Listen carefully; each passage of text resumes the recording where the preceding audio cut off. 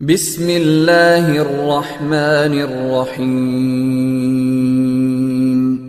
مولا کائنات امیر المومنین علی علیہ السلام ارشاد فرماتے ہیں کہ اولیاء خدا وہ لوگ ہیں جو دنیا کی حقیقت پر نگاہ رکھتے ہیں جب لوگ صرف اس کے ظاہر کو دیکھتے ہیں، اور آخرت کے امور میں مشغول رہتے ہیں جب لوگ دنیا کی فکر میں لگے رہتے ہیں، جس کے نتیجے میں یہ ہوتا ہے کہ وہ ان خواہشات کو مردہ بنا دیتے ہیں جن سے یہ خطرہ ہو کہ وہ انہیں مار ڈالیں گی، اور اس دولت کو چھوڑ دیتے ہیں جس کے بارے میں یقین ہوتا ہے کہ ایک دن ان کا ساتھ چھوڑ دے گی۔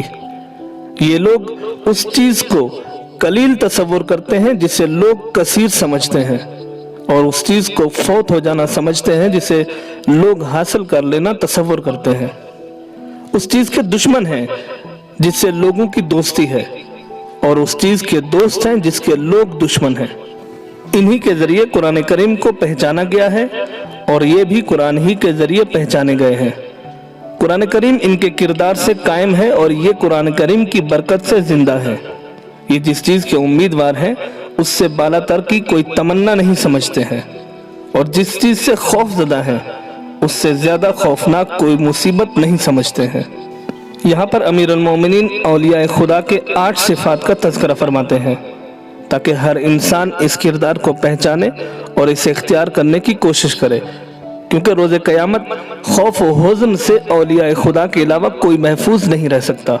اولیاء خدا کے وہ صفات جو مولا بیان فرماتے ہیں وہ یہ کہ جب لوگ دنیا کے ظاہر پر عاشق ہونے لگتے ہیں، فریفتہ ہونے لگتے ہیں، تو وہ اس کے اندرونی زہر کا مشاہدہ کر لیتے ہیں۔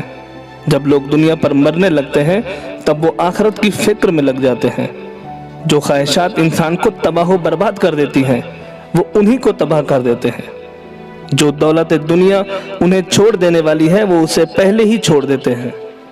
جس دولت دنیا کو لوگ کثیر اور زیادہ تصور کرتے ہیں، اولیاء خدا اسے حقیر سمجھتے ہیں۔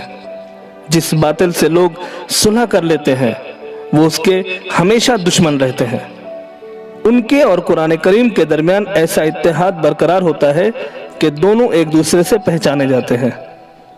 اجر آخرت سے بہتر کوئی امید اور عذاب آخرت سے بدتر کوئی خوفناک شے اپنے دل و دماغ میں نہیں رکھتے۔